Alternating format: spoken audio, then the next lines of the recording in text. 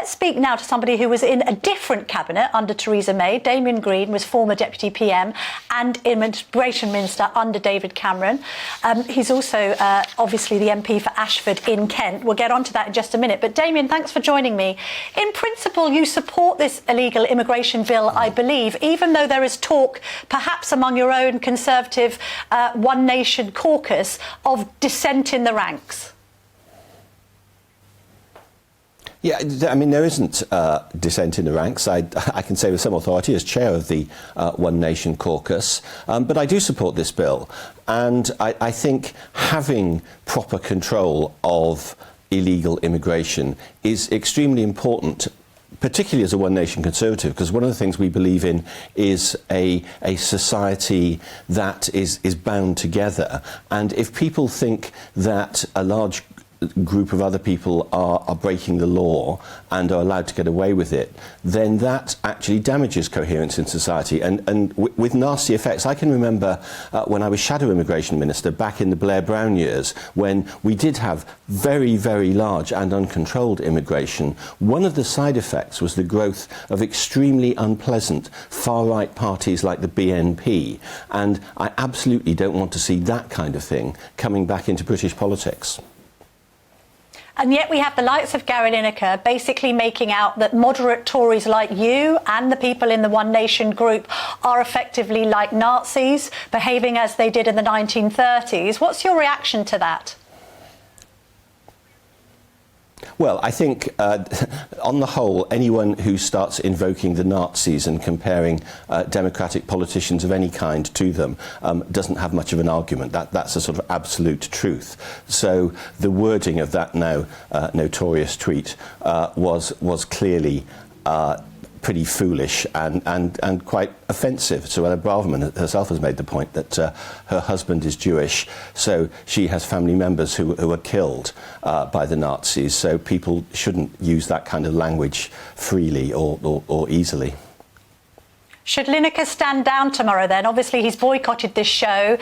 Fellow sports pundits have followed suit. He's got a meeting with the BBC Director General Tim Davie, we understand, in the morning. Should he just tender his resignation if he can't be impartial? Well, it's not for me to take BBC management's decision for them, or still less Gary Lineker's decision. You might have an opinion, though. I would make the point that I find it completely extraordinary that in a week where we've had this hugely important immigration bill, we've had the best summit a British Prime Minister has had with the French since Brexit. We've got the Prime Minister flying out to America to sign a hugely important deal, a defence deal, and we've got the budget coming up on Wednesday.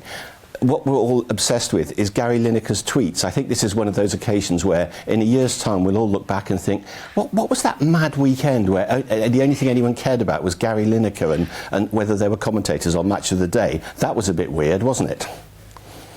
Was a bit weird. What does Theresa May, your close Conservative colleague, make of the illegal immigration bill, do you think, Damian? I don't know. I haven't spoken to her about it. And she wasn't there for the statement that the Prime Minister made last week. And from my long and deep knowledge of Theresa, the last thing she would want is other people trying to express her views on her behalf. I'm sure she will make her views known, and knowing Theresa, she will probably do it in Parliament if she wants to, because that's what she tends to do. She takes Parliament very seriously, and she makes speeches and interventions in the House of Commons. But I haven't spoken to her about it, so it would be unfair for me to try and sum up her views. No, fair enough. It was only because she was slightly conspicuous by her absence as a former Prime Minister and also a Home Secretary.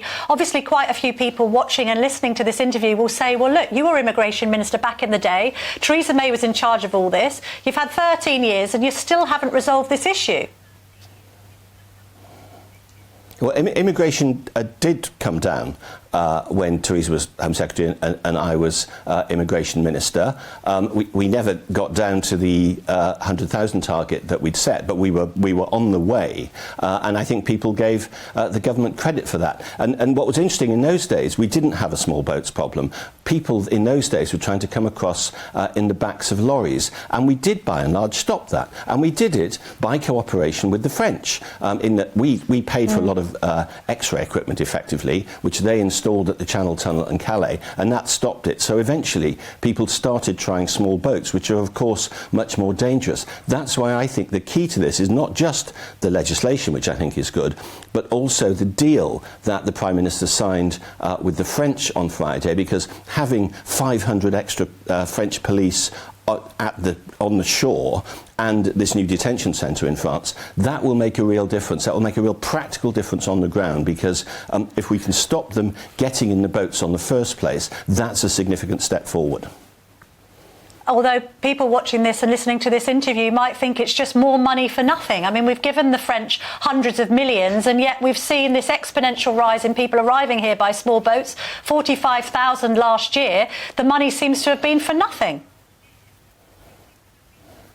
Well, it hasn't been for nothing. I agree that clearly if you like, the demand, the number of people trying to get across has increased massively. The French are at the moment stopping about 50% of the boats that come across. Now, obviously, what we want them to do is stop 100% of the boats, because lying behind this whole policy is deterrence. If you think this route is not going to work, then you will not shell out money to these terrible people traffickers, which is what they are, the criminal gangs that are running it, in the first place. And that's why returns are so important as well. We have started returning people to Albania. That was a third of the numbers last year. And I think everyone who, having paid thousands of pounds or euros, goes back to Albania and is sort of moping around their local bar saying, well, I've spent all this money and now I'm back here, that will have a huge deterrent effect. So I think the additional French police is an extra deterrent, and that actually that's the long-term way of stopping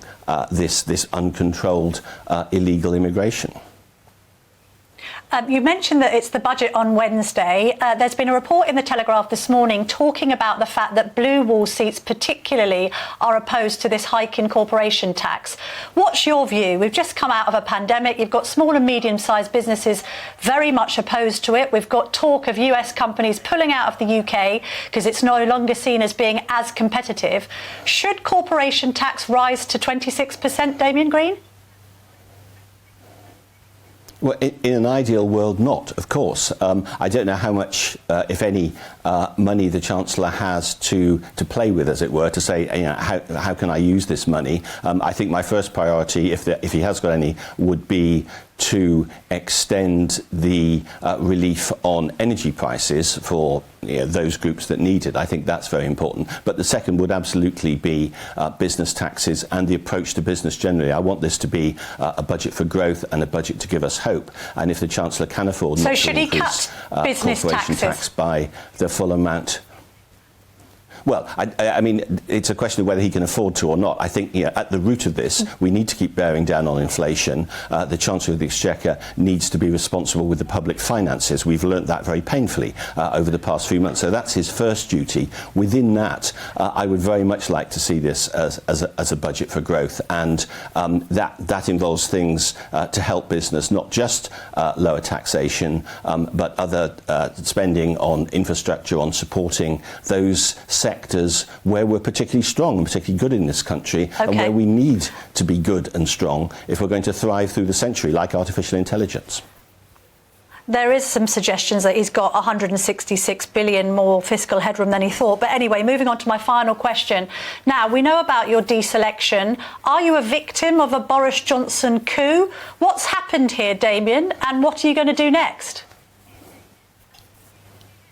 The meeting where I didn't get selected for the Weald of Kent, Boris Johnson wasn't mentioned. That was a piece of rationalisation. Do you blame him, though? Put on by one journalist that everyone followed up. No, I don't. I don't think it had much to do with that. It was the people at the meeting expressed discontent with the system where one name was put in front of them. And you ask what I'm going to do next. I'm going to apply for the other half of my current seat, the new Ashford seat, and try and get selected for that. All right, well, we wish you all the very best with that. Thank you so much for joining me this morning, Damian Green. Thank you.